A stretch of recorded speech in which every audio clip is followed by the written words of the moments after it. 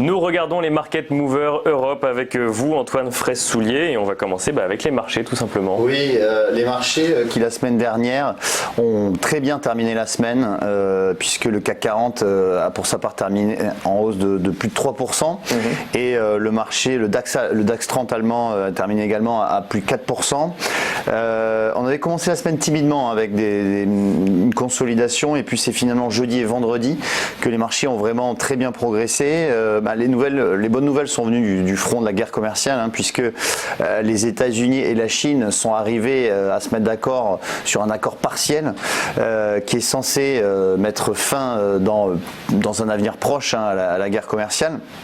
Alors cet accord partiel va tout d'abord conduire Donald Trump à ne pas relever ses droits de douane sur les produits exportés chinois, et ça couvre plutôt les secteurs donc de l'agriculture, des devises et également la protection de la propriété intellectuelle. Et donc par conséquent, les investisseurs ont salué cet accord partiel entre la Chine et les États-Unis avec des hausses significatives sur les indices européens en grande majeure partie. Alors ça c'était pour les marchés, il y a aussi des actus valeurs et notamment une valeur qui a un petit peu tiré le CAC 40 la semaine dernière, voire beaucoup, c'est LVMH. Oui, tout à fait. Alors LVMH qui a la plus grosse capitalisation française, leader mondial du luxe et qui ouvre le bal en général des publications de résultats.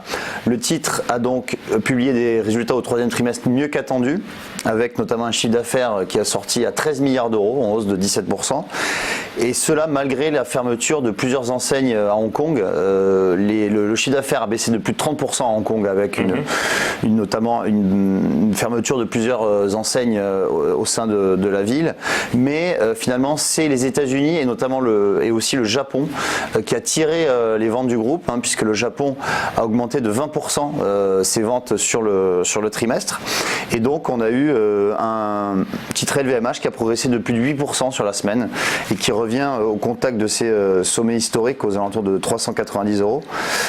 Sur le graphique, on peut voir que justement, le titre avait fait un plus haut historique au mois de juillet à 391 euros, et là il est actuellement à 382, donc on a un retour probable sur les plus hauts historiques pour LVMH dans les prochaines semaines.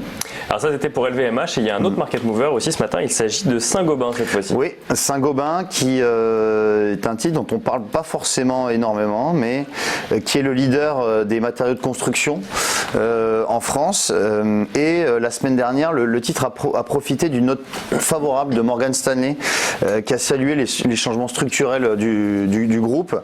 Notamment, les dirigeants ont décidé de céder les actifs non performants du groupe dans le but de réduire ses coûts et d'augmenter les marges, avec notamment une exposition plus importante au marché de la rénovation et au marché de l'infrastructure, et une diminution de l'exposition dans le marché résidentiel immobilier neuf, qui n'est pas forcément optimal dans les prochains mois. Par conséquent, on a un titre Saint-Gobain qui la semaine dernière a progressé de plus 6% et qui également est revenu sur des sommets annuels.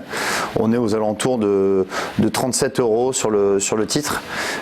Lorsqu'on regarde le graphique, on voit que on a dépassé ces sommets annuels qui étaient à 36 euros, donc là on les dépasse justement aujourd'hui, et par conséquent on a un titre Saint-Gobain qui pourrait surperformer son secteur, et notamment le CAC 40, puisque je le rappelle, Saint-Gobain progresse de plus de 26% depuis le début de l'année, lorsqu'un CAC progresse à peu près de 16%, et donc par conséquent cette surperformance pourrait se prolonger pour le titre Saint-Gobain jusqu'à la fin de l'année.